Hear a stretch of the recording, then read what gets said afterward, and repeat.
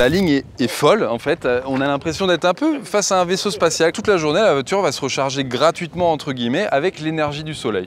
Salut à tous, c'est Vincent de Frandroid et aujourd'hui on se retrouve pour tester une voiture de ouf, la Lightyear Zero, qui est la première voiture solaire au monde. Allez, c'est parti, je vous amène faire un petit tour dans la voiture, avec un peu de chance on pourra même la conduire.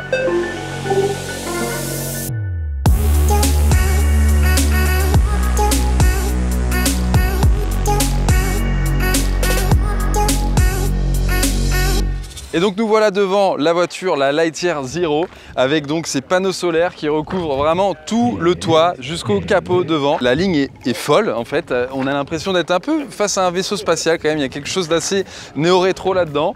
Et donc on peut voir cette énorme bande LED qui fait vraiment tout l'arrière du véhicule et qui donne une signature lumineuse très sympa à la voiture. Au total, il y a 5 mètres carrés de panneaux solaires sur la voiture, ce qui permet dans des conditions lumineuses très bonnes, donc c'est-à-dire un soleil parfait, d'alimenter la voiture pour 1000 watts. Donc 1000 watts, en gros, qu'est-ce que c'est? Ça va être 10% de sa consommation à 110 km/h. Comme vous pouvez le voir, le panneau solaire vient vraiment jusqu'au bord du haillon de la voiture. Et en fait, la petite contrainte, c'est que finalement, quand on est à l'intérieur de la voiture, on ne peut pas voir à travers le haillon, puisque là, en fait, c'est pas du tout une vitre, c'est un panneau solaire. Donc en fait, on trouve juste une caméra, encore une fois, à l'arrière de la voiture, qui va retransmettre l'image. En fait, c'est pas un rétroviseur central qu'on va avoir, mais il y a un écran au milieu qui va retransmettre l'image qu'on voit derrière la voiture. Alors, on est en droit de se poser quelques questions sur cette voiture assez particulière. Et la première, c'est est-ce que la Lightyear Zero fonctionne la nuit? Bah oui, puisque c'est a priori une voiture solaire. Eh bien, oui, heureusement, la voiture fonctionne la nuit puisqu'elle a une batterie. Donc le soleil ou même la prise électrique va pouvoir recharger la batterie la journée ou même la nuit d'ailleurs avec la prise électrique. Et on va pouvoir rouler avec la voiture même en l'absence de soleil puisque c'est une vraie voiture électrique avec une vraie batterie à l'intérieur. Donc pas de souci là-dessus. L'autre question, c'est est-ce que la voiture va se recharger avec le soleil quand il fait nuageux? Ça, il n'y a pas vraiment de réponse vraiment fixe puisque ça va dépendre de la couverture nuageuse. En fait, du moment que les UV vont continuer à passer, la voiture va pouvoir se recharger. Donc même si vous n'êtes pas aveuglé par un soleil, même s'il y a un voile nuageux, la voiture va se recharger. Par contre, elle va se recharger beaucoup moins vite puisqu'on l'a vu lors de l'essai, ça pouvait monter à 1000 watts quand vraiment il y avait un soleil magnifique et aucun voile nuageux. Par contre, on est descendu à 200, 300, 400, un peu moins de 200. Tout dépendait de la couverture nuageuse. Moins il y avait d'UV forcément et moins il y avait de puissance qui rentrait dans la batterie grâce au soleil. Alors l'intérêt aussi des panneaux solaires, finalement, c'est pas forcément de recharger en roulant parce que on va jamais réussir à emmagasiner assez d'énergie par rapport à l'énergie qu'on dépense en roulant. En fait, l'intérêt, c'est surtout de pouvoir recharger la voiture quand on va la garer chez soi, au parking, pas souterrain bien sûr, à l'extérieur, sur le lieu de son travail par exemple. Et en fait, toute la journée, la voiture va se recharger gratuitement entre guillemets avec l'énergie du soleil. Et donc par exemple, avec une journée très ensoleillée, on va retrouver à peu près 10% de batterie en 6 heures de recharge solaire. En pratique, Lightyear nous annonce que le soleil peut permettre de parcourir 11 000 km par an avec la Lightyear Zero si vous habitez dans le sud de l'Europe, donc plutôt Espagne et Portugal. Et c'est-à-dire que pendant les 7 mois de l'année où il y a beaucoup de soleil, donc printemps-été, si vous faites 35 km par jour maximum, et bien en fait la marque nous annonce que vous n'avez pas besoin de recharger votre batterie électriquement, juste avec le soleil, à condition encore une fois de la laisser à l'extérieur tout le temps. Alors quelques mots sur les roues. Bon, a priori elles sont pas très belles parce qu'elles ont un enjoliveur en plastique et le pneu est minuscule. Alors ça n'a rien à voir avec les voitures sportives qu'on connaît. En fait, tout l'intérêt de la roue, c'est dommage, on peut pas la démonter, mais si on la démontait, vous pouvez voir qu'il y a un moteur dans chaque roue. Donc en fait, on a un moteur par roue, soit 4 moteurs pour la voiture. Le moteur est vraiment intégré là-dedans, alors que par exemple, pour reprendre encore le même exemple, la Model 3, le moteur, il est sur l'essieu. Et donc ça permet de réduire le poids et en fait d'avoir 4 roues motrices indépendantes. Et donc normalement, la tenue de route est excellente dans ces conditions. Sur le côté, on a ici ce qu'ils appellent l'aérocover. On peut le retirer si on veut. C'est un genre de cache en plastique qui vient améliorer l'aérodynamisme de la voiture et qui rajoute donc de l'autonomie à celle-ci. Et pour continuer dans l'aérodynamisme, on a les rétroviseurs externes. Là, vous allez dire, mais où ils sont les rétroviseurs? Et en fait, c'est ces petites caméras qui vont retransmettre l'image sur des écrans, pareil, qu'on trouve à gauche et à droite. Il faut un petit temps pour s'y habituer. Au bout de 5-10 minutes, c'est OK. Mais en tout cas, la qualité est vraiment très bonne. On peut vraiment voir ce qui se passe aux alentours de la voiture après un petit temps d'adaptation. Alors on a dit que l'arrière était merveilleux, mais je trouve que l'avant est vraiment très joli. Pareil avec des jolis phares à LED ici là sur le devant. Pour améliorer l'autonomie, il y a encore une petite astuce, c'est que devant ici vous avez les grilles d'aération pour venir refroidir la batterie lorsqu'elle est trop chaude. Et s'il n'y a pas besoin de la refroidir, en fait c'est tout simple, les grilles vont se refermer et ça va améliorer l'autonomie de la voiture puisque ça va réduire un petit peu la traînée de la voiture dans l'air. Et alors finalement, d'où ça sort Lightyear? En fait, c'est assez drôle comme histoire, puisque c'est un groupe d'anciens étudiants qui avaient créé à l'époque une voiture solaire qui fonctionnait uniquement avec les panneaux solaires. Pour le coup, il n'y avait pas d'apport d'énergie en se branchant. Et l'idée, c'était de réussir à traverser l'Australie du nord au sud d'une traite sans utiliser d'énergie supplémentaire par rapport à celui du soleil. Donc ils ont réussi l'exploit.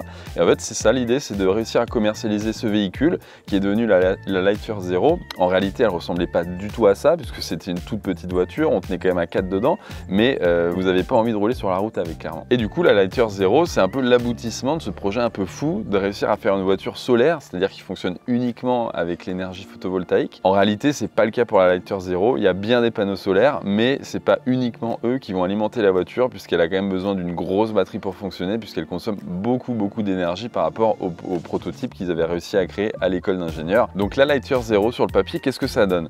Donc on est face à une voiture qui fait plus de 5 mètres, donc c'est vraiment une grosse berline. On pourrait penser que y a beaucoup de chevaux pour déplacer ces 1,5 tonne, ce qui n'est pas beaucoup d'ailleurs pour une voiture électrique. Mais du coup non, parce que vraiment le pari des ingénieurs là pour le coup, c'est d'essayer de faire la voiture la plus efficace énergétiquement possible, donc celle qui va consommer le moins possible. Donc ils ont essayé de réduire au plus possible son poids. C'est pour ça qu'ils utilisent de la fibre de carbone majoritairement recyclée. Il y a une petite batterie, petite mais quand même de 60 kWh, donc c'est l'équivalent de la Model 3 propulsion chez Tesla, et ce qui permet tout de même de réaliser, selon le cycle du LTP, une autonomie de 625 km, ce qui est vraiment beaucoup pour une petite batterie de 60 kWh, puisque à côté de ça, la Model 3 propulsion, donc qui a exactement la même capacité énergétique dans sa batterie, va plutôt parcourir autour de 500 km sur le cycle WLTP. Alors en termes de sensation de conduite, clairement on n'est pas sur une voiture sportive, la marque ne s'en cache pas, on est là pour le confort et vraiment pour l'autonomie, pour l'efficience, et a priori à ce jeu-là, la voiture gagne haut la main face à ses concurrents. On n'est pas face à une voiture sportive, c'est-à-dire que les accélérations ne vont pas nous coller la nuque sur le siège, mais c'est vraiment pas le but recherché de cette voiture. Encore une fois, là on est un petit peu dans le proof of concept de faire des voitures électriques qui consomment peu, même très peu, et c'est vrai que là les chiffres de consommation qu'on peut voir d'être à 4 kW, 8 kW en montée pour une voiture qui fait 5 mètres de long, 1,5 tonne, c'est vraiment réussi je trouve, et c'est assez agréable d'ailleurs de montrer que la voiture électrique peut consommer aussi peu que ça. Alors la grande question, ou plutôt même la question à 300 000 €, c'est est-ce qu'on peut acheter cette voiture? Alors la réponse c'est oui, mais malheureusement elle coûte très cher puisqu'elle sera vendue 300 000 €. Et surtout, si vous êtes intéressé et que vous avez l'argent, il va falloir se dépêcher parce qu'ils ont prévu uniquement 946 exemplaires de production. Mais la bonne nouvelle, c'est que d'ici 2025, Lightyear a prévu de sortir la 2, qui est en fait la petite version de la Lightyear Zero qui serait commercialisée autour de 30 000 € et qui serait bien sûr produite en masse et beaucoup plus abordable. Et c'est d'ailleurs un peu la stratégie qu'avait suivi Tesla à l'époque lorsqu'ils se sont lancés, puisqu'en fait ils ont commercialisé d'abord le Roadster qui était basé sur la Lotus Elise et qui coûtait très cher, puis ensuite la Model S qui coûtait un peu moins cher, autour de 100 000 €, et enfin la Model 3 à 50 000 €, et là on parle même d'une Model 2 à 30, 25 000 $, 30 000 €. Là c'est un peu la même stratégie, sauf que ils vont passer carrément du Roadster à limite à la Model 2 sans faire toutes les étapes intermédiaires. Alors on leur a posé la question, ils sont totalement conscients, ils sont assez sereins également, puisque pour eux, maintenant on est en 2022, c'est vrai, la Model 3 elle est plutôt sortie en 2016, les prix des batteries a continué à baisser, et sur la Lightyear Zero, c'est vraiment le carbone qui va coûter le plus cher, ensuite la batterie, bien sûr les moteurs, et du coup les panneaux photovoltaïques, c'est pas forcément le plus gros consommateur de coûts de production, donc on les retrouvera bien évidemment sur la Lightyear 2. Alors qu'est-ce qu'on en pense de cette Lightyear Zero? D'un point de vue produit, d'un point de vue ingénierie, c'est vraiment un très beau produit, puisqu'on est face à l'une des voitures, si ce n'est la voiture la plus efficace énergétiquement au monde, en termes de voitures électriques de production bien sûr, avec 900 et quelques exemplaires. Et d'un point de vue consommateur, qu'est-ce qu'on en pense? Alors là, la question elle est beaucoup plus difficile à répondre. Si vraiment on met de côté le prix, pour moi il y a deux gros principaux freins à l'achat de cette voiture. Le premier c'est les panneaux solaires. Alors en fait c'est limite le plus gros avantage de cette voiture d'avoir des panneaux solaires pour pouvoir recharger gratuitement, mais ça implique quand même une grosse contrainte, c'est de laisser la voiture à l'extérieur toute l'année si on veut en profiter.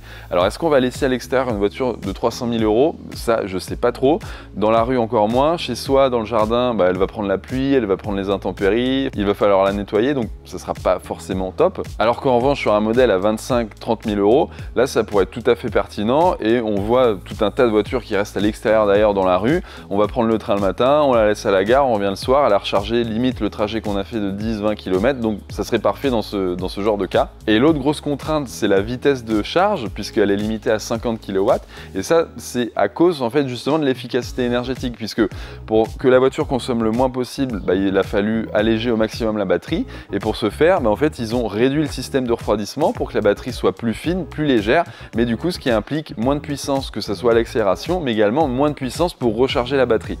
Et pour moi, ce petit point, c'est un peu là où c'est discutable, puisque sur des longs road trips, il va falloir s'arrêter un peu plus longtemps pour recharger que certaines voitures concurrentes qui vont s'arrêter 15-20 minutes, ça va suffire, alors que là, ça sera plutôt une demi-heure, et puis il y aura moins de kilomètres ajoutés en une demi-heure par la suite. En tout cas, on a vraiment hâte de pouvoir tester la version finale de production lorsqu'elle sera prête, donc d'ici la fin de l'année. Et surtout, on a hâte de voir arriver la petite sœur, la Lighter 2, d'ici 3 ans à peu près, qui vraiment là permettra de proposer une voiture solaire, entre guillemets, beaucoup plus abordable et qu'on pourrait peut-être même apercevoir un petit peu partout dans les villes françaises et européennes.